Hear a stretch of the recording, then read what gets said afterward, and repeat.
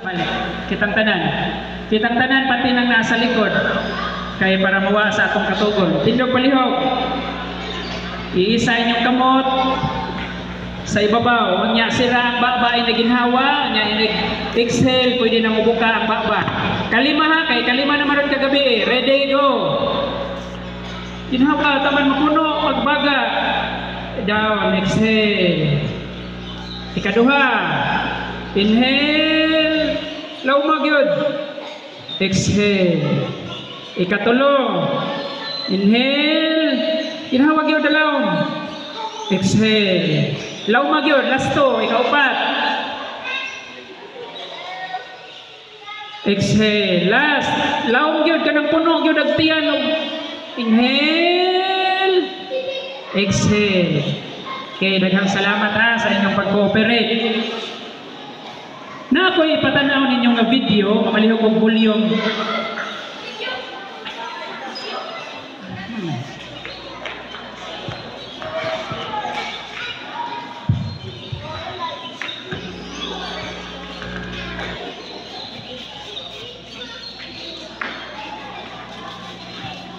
Na ako'y ipatanaw ninyo nga muko ra gyud nga video nga nahitabo, di pa lang dugay.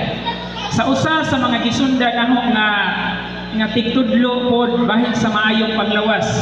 Unya natay permiso anhi kay gisulti gyud niya nga pwedeng gamiton nga example ang iyang kahimtang para sa ikaayo sa uban.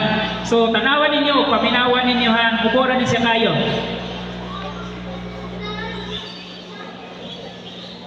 Kinsay nakailaan eh. Mamalihog og volume.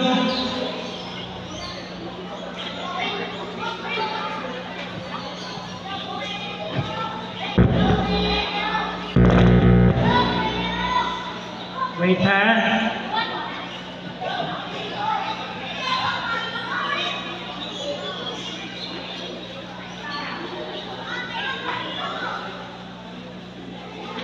Okay mo.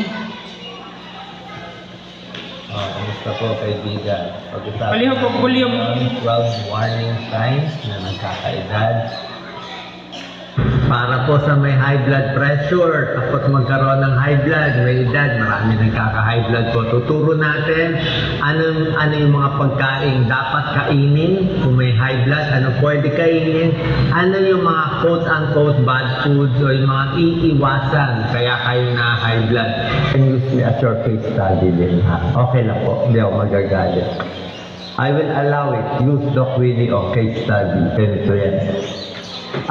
My diagnosis is sarcoma, one of the most hardest cancer to treat. It is 16 centimeter by 12 centimeter by 13 centimeter hidden inside my abdomen. Si Dr. Willie Ong, usagod na sa among gisundan sa pamilya, daghan sa mga panudlo, ug daghan pa. Bisan sa iyang sitwasyon karon nga naa siya sarcoma, one of the deadliest or kina-hardest to treat nga cancer. Talagsaon, halos way tambal, nga tuwa siya karon sa laing nasod kay di makaya kung sa Pilipinas ra. Nagka-cancer siya, mga usang simana o duhang simana pa man siguro nga nakita ni wa man kumutuo dito kay health conscious na kita. Health conscious siya na sige tanaw scroll ang misi sa YouTube naalagi ko na cancer si Doc Willie, sumangil na kanang puspos na pero pag dihas tanaw na nahugid sa iyang account naa siya sarcoma, usa sa pinaka grabe ug lisod ayuhon niya cancer.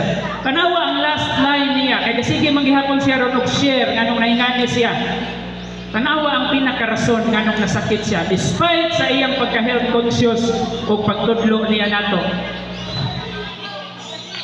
I think I got all this pain from negative thoughts, negative emotions, from all the hurt, from all the bad I got from the 2022 Vice Presidential campaign. I got so many bad things. This 2020, all the hurt from all the bad emotions.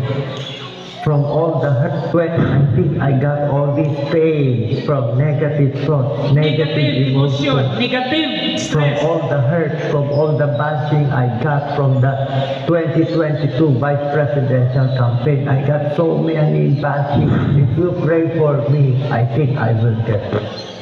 If you keep on bashing, I will die.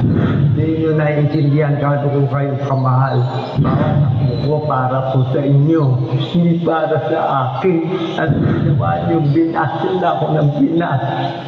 May isang pastor nagsabi sa akin, Doc Willie, even if you run 10 times again and again, you will lose again and again and again. What did I do to you? Why do you hate me so much? Sobrang loob ko. Okay. So ako itong ipakita ninyo kay Lidyod Lalim nga masakit ang tao. Maayo yung panudlo sa pagkaon, exercise, daghan kayo. Pero niangkon siya nga tungod sa negative emotional stress niya sugod paglansar niya sa 2022 Vice President. Unya sige sa tanaw sa mga comments, ingon siya, labis akong nasasaktan. Nganog kunong siraon siya unsa pa unya gihatagan man niya dakong pagtagad na usas iyang gipinpoen nga hinungdan nganong nagsakit siya. So ato nang bantayan sa atong kinabuhi. Despite sa atong mga pagpaningkamot, importante gyud nga mosunod kasulti sa Ginoo. Ang pagkamalipayon tambal sa atong lawas. Basahon ni nato. Ang sakit malikayan pinaagi sa pag-usog sa imong lifestyle o imong kinabuhi o obedience, nawaag ay ang pagsunod sa mga balaod sa panglawas. Tanong yun na sa inyong hunahunahan, di ta mahinsog nga magic ra or unsay atong ipanghimo dia sa atong palibot kung atong kalimtan ang balaod sa maayong panglawas. Panahon na to, ang balaod, duha ka major nga balaod nga nagdagan sa atong manual, kaning atong balaang kasulatan. Iman-igyo na ninyo kanunay. Kung maghisgot ta sa atong balaod sa maayong panglawas, naagyo na sa Biblia tanan. Kita man mo sa nangaging gabi nga atong yung gisuportahan, exercise, pagkaon, ug uban pa. Saktong pagkaon, exercise, water, sunlight, pagka-self-control, pag-control sa kaugalingon, hangin, pahulay, o pagsalig. Kung sa gingon sa Ginoo, basahan ninyo, ready, go! Kinahanglan, dili magkaguol ang inyong kasing-kasing. Usa ka linya sa usapod kagisundan na nga doktor. Unya, preacher and lecturer pod siya. Minaw tanan, ingon siya. Daghan natong nagbitbit og mangawa kinahanglan ng pag-antos sa atong kinabuhi tungod ra kay wata naminaw sa gisulti sa Ginoo. Timan na ha, kay ningon na Ginoo nianhi ko para nindot ang inyong kinabuhi. Pero daghan kayo 99% sa mga nagsakit tungod ra kay wata naminaw sa gisulti sa Ginoo. Ingon ang Ginoo, kinahanglan dili magkaguol ang inyong kasing-kasing. Basaha o sunda ang kabubuton o matagpulong sa tambag sa imong Biblia alang sa imong kaayuhan o kaluwasan. Sugod karon nga human sa atong seminar, ampingi yun ang inyong Biblia. Kung gusto mo kinabuhin sumpay, ampingi yun na ninyo. Unsa man ang giingon din nga kabubuton. Basaha o sunda ang kabubuton o matagpulong sa imong Biblia. Unsa man ang kabubuton gipasabot atong basahon sa Salmo 48 ingon si David, Haring David, nagakalipay ako sa pagbuhat sa imong kabubuton o Dios. Oo, ang imong kasuguan ania sulod sa akong kasing-kasing. Synonym or the same meaning kung maghisgot ka nitag kabubuton sa Ginoo, sunod tas kabubuton sa Ginoo, gapasabot na o kasuguan sa Ginoo. Naay kasuguan sa maayong panglawas, naapoy kasuguan moralidad para sa atong kaayuhan. Atong tanawon kung unsa ni nga mga kasuguan. Badlisig yun na ha, ilista yun na sa inyong mga papel, unya basahan ninyo pag-ulit, kay gasa na sa Ginoo ninyo para sa inyong kinabuhi. Ang kabubuton sa Dios mao ang kasuguan. Unsa man kining gitawag sa Biblia og kasuguan?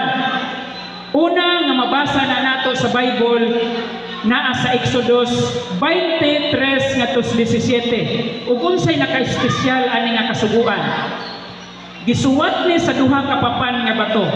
Ang bato didto sa bukid sa Sinai, maghisgot kani tag bato, that means permanent. Pag mga monumento, mga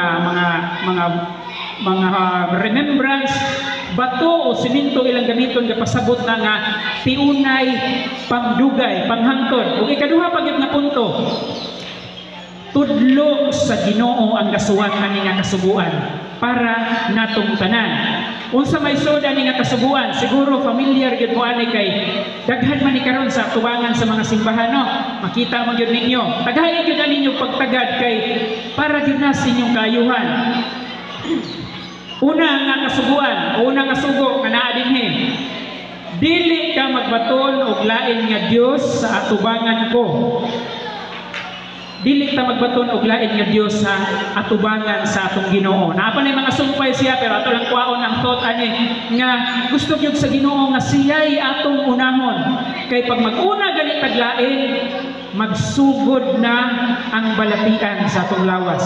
Kung himuon gani natong Dios cellphone or kwarta, naa sa Bible nga pag kwarta imong unahon di na ka mga G kay gadagan-dagan kasi imong kwarta, daghang mga kasakit nga moabot. Ikaduha, dili ka magbuhat og linilong nga larawan, dili mo iyukbo ang imong kaugalingon o mag-alagad kanila. Ang larawan o Diyos duha ni ipasabot.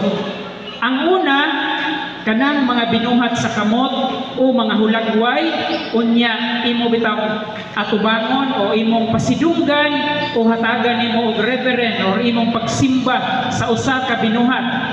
Pero ayaw hununga diha ang inyong unahuna. Ikaduha nga larawan sa kinabuhi, pag naa gani kay unahon nga labaw sa Ginoo, Diyos pod na sa atong kinabuhi. Unahon to nimo laag kaysa musimba, unahon to nimo dito kaysa prayer meeting, unahon to nimo dito, parihas na sila.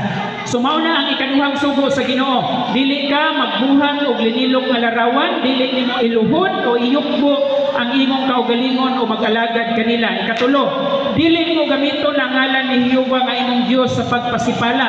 Kana bang mga way hinungdan nga istorya, kita Ginoo na tong tanan kay dako ug siya mata. Kanang mga istorya bitaw nga murag sagol, joke o sagol binuang, unya mangmor pata. Moro kita Ginoo nya sa ilawom sa atong rughan.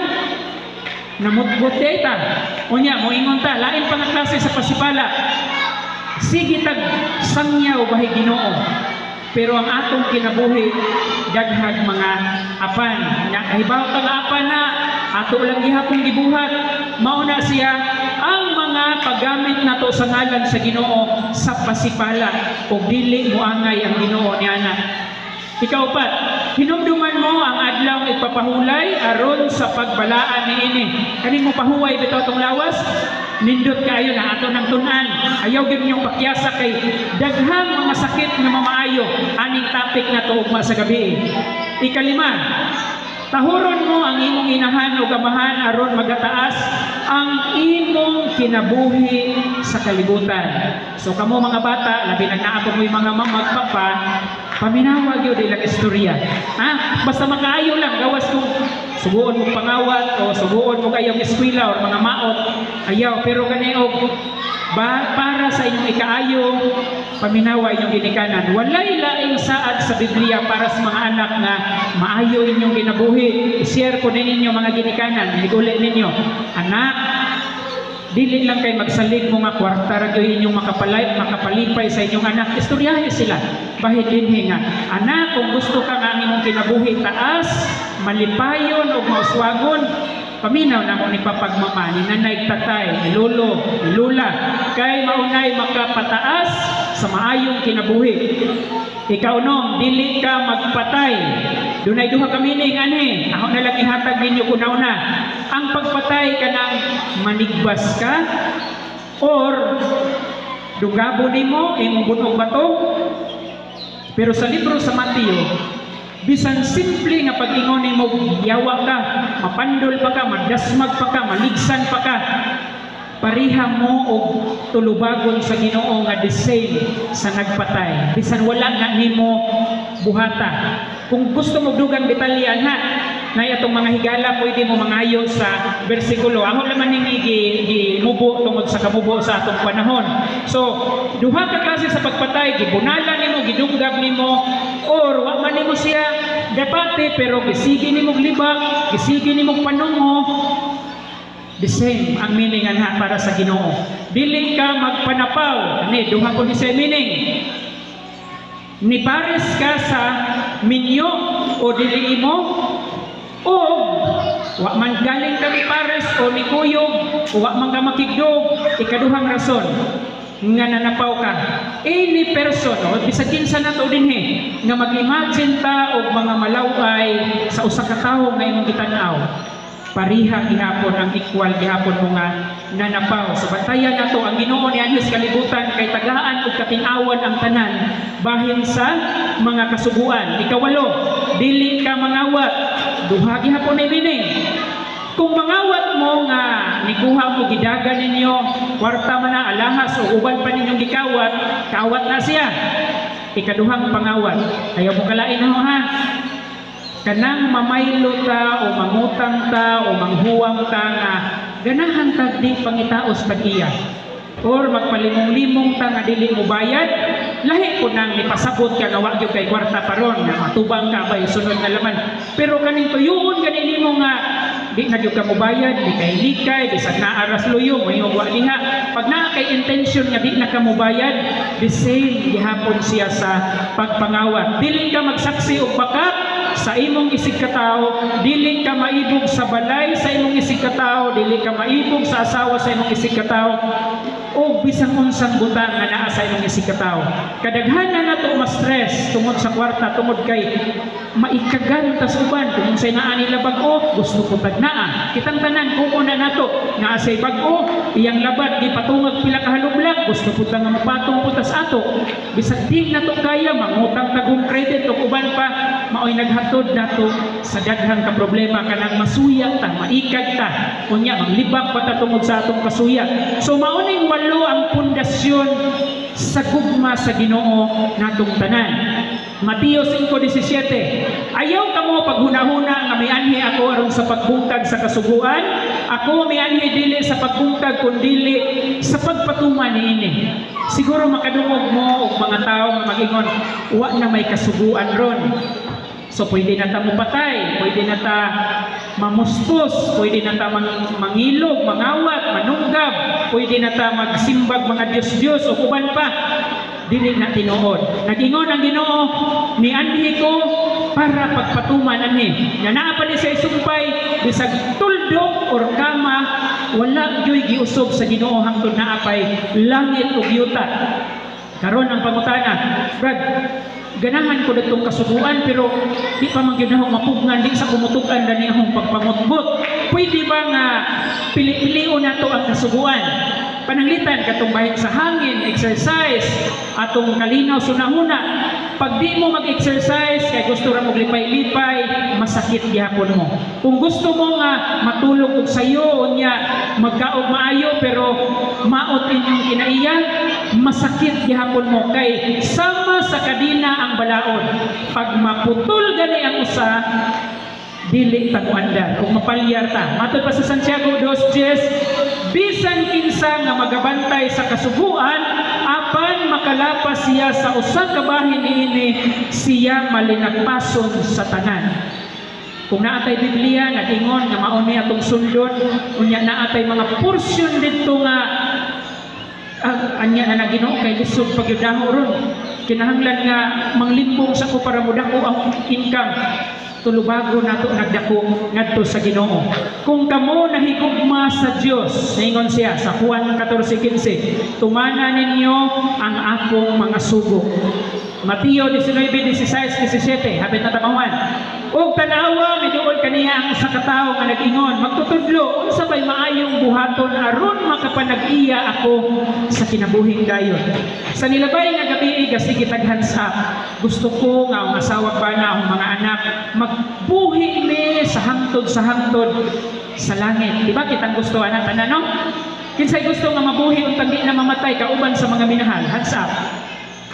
Ang di mo hands up, wa mahigugma sa ilang minahal. So unsay gitugon dinhi? Unsay buhaton? Ingon ang taong dato, unsa may buhaton ako Ginoo nga makasud ko sa kinabuhing dayon? Ang tubag sa Ginoo. Si Jesus miingon, kung gusto kang mosulod sa kinabuhing dayon, bantayi ang mga sugo. So dual message ang kinabuhi. Kinabuhi karon, doon natay kasiguraduhan sa karon o kasiguraduhan sa pagbalik sa Ginoo.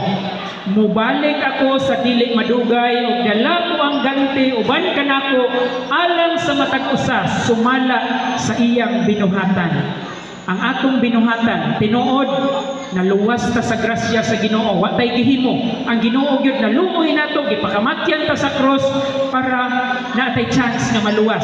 Pero inigbalik niya sa ikaduhang higayon, i-judge ta, hukman ta kung nagbuhat ba ta sa iyang itugo nato.